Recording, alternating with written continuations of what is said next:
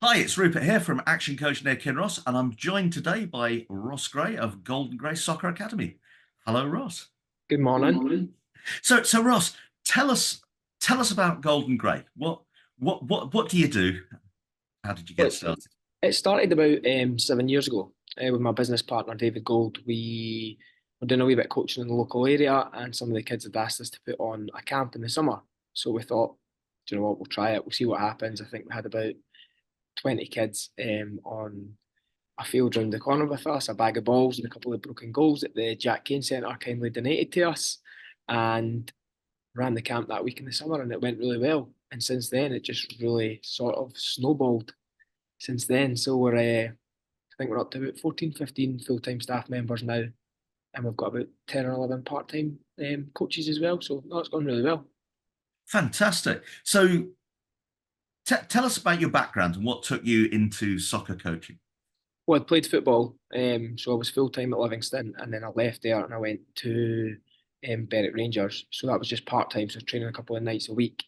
I'd went and done my UEFA B licence in that time. So I'd done a wee bit of coaching before. And then I was just working for my uncle. To be honest, we have a company called Mash Direct. I was standing in Tesco handing out free samples of food. And David was doing a wee bit of coaching. He said, "Do you want to come along and help me?" I said, "Yeah, that's fine." And then that's when the kids asked us, "Look, would you put on a summer camp for us?"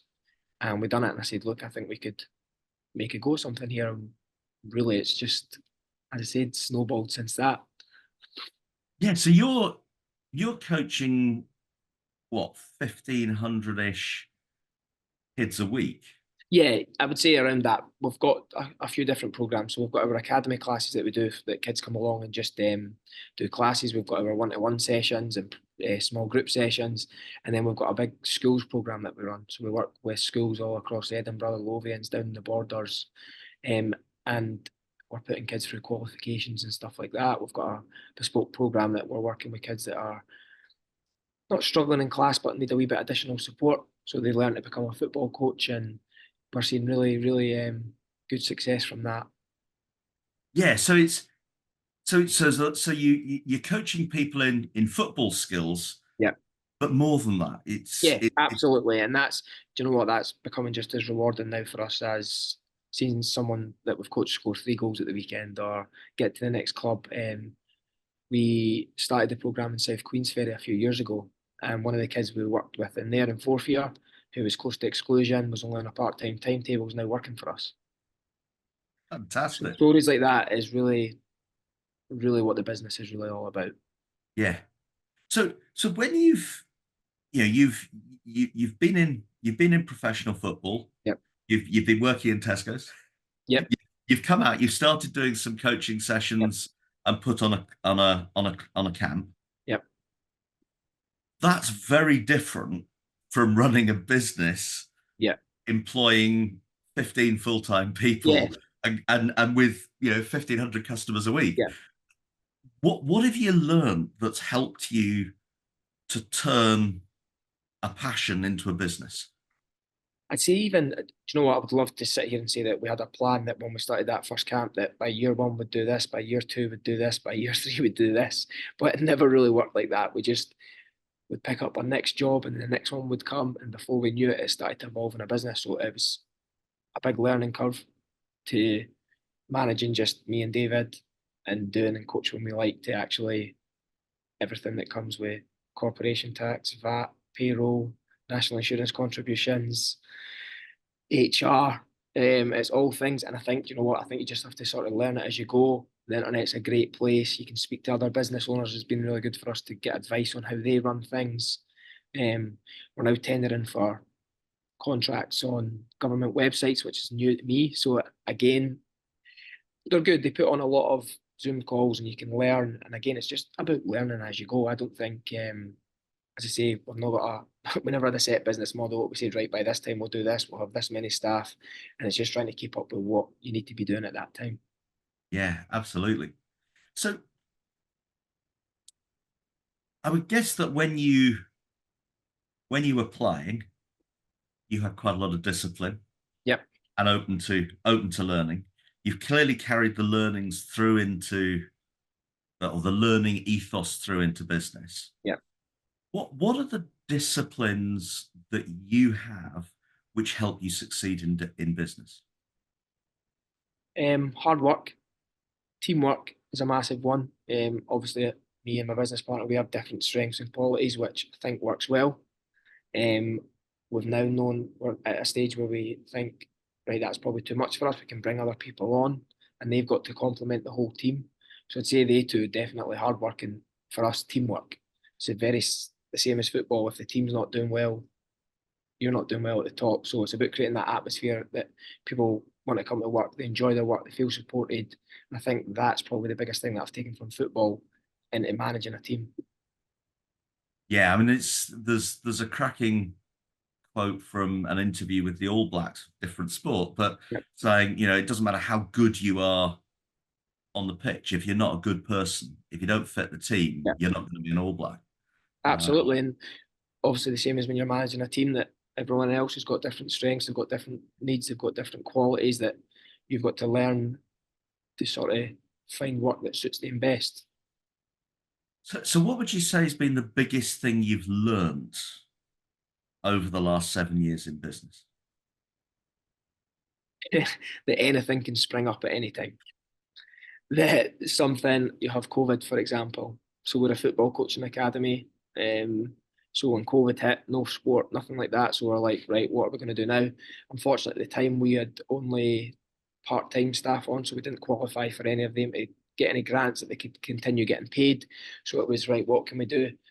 At that time, we were working with one of the secure units in Edinburgh. So kids stay there. It's on a residential, and a lot of the teachers didn't go in. So they contacted us and said, "Look, can you come in 7 days a week, 10 till 7, sometimes night shift as well." And the staff we had, we said, "Look, to them, we've got an opportunity here. You can get some work. Do you want to do it?"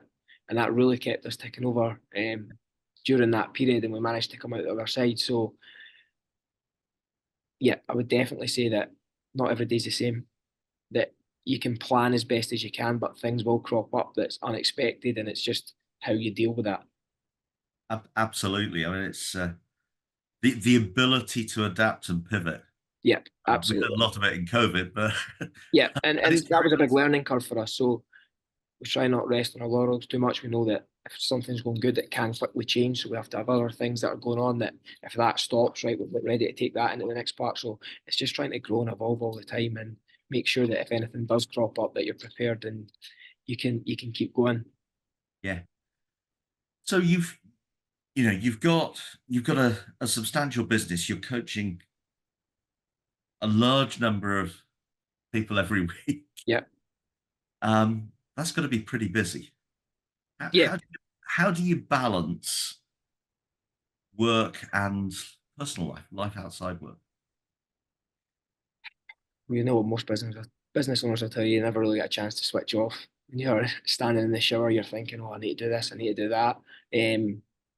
But I had a wee one a year and a half ago, so that's been a big change for me.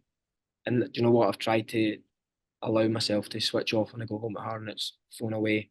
Um, so as I say, I don't think you ever really switch off. It's hard when you're running a business. There's constant emails and text messages, and your phone goes, and it's hard to ignore that. And but it's just about trying to find that balance, I think. Yeah. And again, we're now at a stage that we can bring people in, so we've got managers in place, we've got admins and that in place, and just to relieve the amount of work that you're doing a wee bit yourself. Yeah.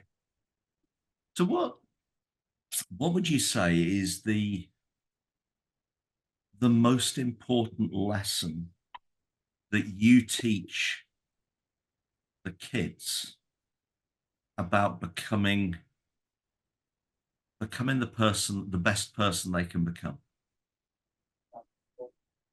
Um, just to, I would say that so when you can edit this one, I'm thinking about this. I'd say the big one is just that, what where you are now doesn't maybe where you have to end up. So you might be struggling in school, there might be things going on at home, but if you can apply yourself and you can work hard and you can take opportunities, there are opportunities out there for you. So don't be stuck where you are. There is opportunities to grow. we try and go in there and help you do that.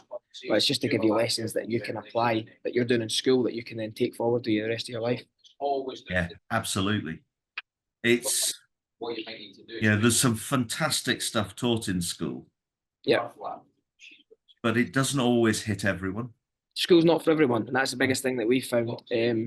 Exams aren't for everyone. You could have a great year when it comes to exams, and like myself, you've got anxiety and you then struggle. So we're now running qualifications that are based on a year's worth of work. Yeah. Applying it to football, it's something that they might have more interest in, but they can still walk away with higher at the end of the day, and that's the big one for us. Yeah. Absolutely. Everyone's got the potential to succeed at something. It's just absolutely. Like, that's something. And as I say, just because it might be that you go and become a business owner and whatever you do. So just because you don't leave school with exams, there's still opportunities out there. And that's a big message we try when we work with the kids, especially the ones that we work with that are maybe having a hard time at school. It's just to say, look, there is an end goal there for you if you apply yourself. Absolutely. So what would you say is what's the most influential piece of learning that you've come across that you'd share with people? Oh, that's a good one. Again, I think I'd struggle to pick one piece of info. I think when you're running a business, there's loads, and the biggest thing for me was just speaking to people that are in the same, not even the same, it doesn't have to be the same field, but that are running businesses, that know these things, that have been through it before, that you can feed off. So I think just speaking to people and trying to learn every day would be the biggest message that I get, because I had no idea how to do VAT returns and corporation tax and books and payroll and knowing what's legal and what's not legal. So it's just finding that out as day as you go. So I would just say every day's a school day, really. Yeah, absolutely. So if you had to give one piece of advice to your 18-year-old self, yeah, what would it be? Oof. 18 yourself would be, you will get there. You don't have to know what it is you want to do right now. I think there's a big pressure on 18-year-olds to think, right, what's my career? I'd say I was playing football at that time, left football, had no idea what I wanted to do. Ended up working for my uncle in stores all across Scotland. Wasn't what I wanted to do at the time, but I think, yeah, you will eventually find what you want to do. And even if you don't, you can find a passion outside the work as well. Absolutely. Yeah. So that'd be the big one for me, is talking to my 18-year-old self, is you will get there. You'll find out what you want to do eventually, but don't put too much pressure on yourself at that age to think, I need to know exactly what I'm doing right now. Life's a journey. Absolutely. It's there for the living. Fantastic. So, you're operating across Scotland. Yep. You coach kids in Mexico City. Yep. That's a fair old breadth of. Yeah, we're in America just now as well, which is good. So yeah, it's going well. I'm quite happy where we are. So what's next? Just to keep growing. Obviously, the area that we're in at the minute seems to be it's mostly Edinburgh. So if we can do what we're doing in Edinburgh, but expand that across Scotland to begin with, can lead to much bigger things. So it's just to keep growing as best we can, not growing too quick, because we learned that as well. Yeah. That if you grow too fast and you've not got things in place, you end up taking on work that you can't do, which is worse. So it's just growing at a pace that we can keep up with, that we feel we're ready for. But yeah, just to expand more would be across Scotland to begin with, and then who knows where it could end up. Fantastic. Well, we'll look forward to watching your success grow and grow. Brilliant. Well, that's brilliant. Thanks so much for being so open and honest and sharing that with us. No, I appreciate the time. Wish you all the luck for the future. Thank you very much. Cheers.